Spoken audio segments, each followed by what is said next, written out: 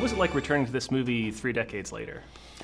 You know, it's a lot of questions that have to be answered, and so a lot of that is provided by the director and the writer, and who am I working with on this that's going to give a fresh vision to it.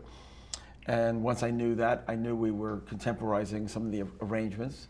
We were going back essentially to the tentpole moments from the original animated movie, and we were adding a new song for Jasmine. And once I knew that our path was kind of set. When you scored this film, this adaptation, did you use any old bits or ideas that you had developed in the first movie? Yes, we did a number of touchstones to the original movie. Just number one, because they're part of the score, and number two, because it kind of gives subtle reminders to the audience of what experienced 27 years ago. And it's all about keeping that thread unbroken. Did you work hands-on with any of the new actors to sort of develop the arrangements that just suited their particular vocal Not really, no. Especially in the case of Will Smith came in and just made it his own. Sure. And I just went, okay, let's go, man. And let me just support what he did with the arrangement.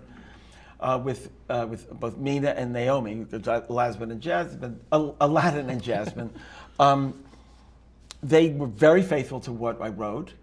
And I have a great music team on the ground in London because I'm in New York and they're in London, so the team is very responsible for keeping them true to what I wrote, and they're wonderful. They just did what I wrote and then made it come to life. You and Howard Ashman were a huge part of the Disney Renaissance. Yeah. I mean, for a lot of people, myself included, who grew up with those movies, your name is sort of inseparable from Disney. What do you imagine you would be doing if you hadn't decided to work with Disney? Oh my God. Well, at one point I wanted to be a pop singer, a singer-songwriter. I don't know if I would have pursued that. I don't know. Howard and I probably would have written more musicals. But I think it was fate. The truth be told, I just think it was destiny and it had to be. So it's hard for me to even imagine an alternative.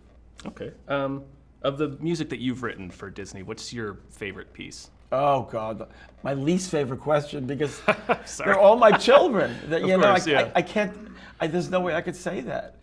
I could say which is the most successful, or which is, the one that's sort of the lost gem, or which is the one I love to perform at parties or whatever it is. But they all have their own unique stamp. Okay, well, what about one you didn't write? Oh, yeah, and I wish I'd written. Oh my God! Maybe The Second Star to the Right. I don't know. The Second Star. The feeling that I get from the old songs that I grew up with, this generation, you have, listening to my songs that they grew up with. So it really, when you hear something at that age, it just really gets into your heart. Okay. Do you think the genie sings that song to everybody that rubs the lamp for the first time? I would like to think not. I would like to think it's only for Aladdin. It would be kind of disappointing if he sang that to like Jafar or something.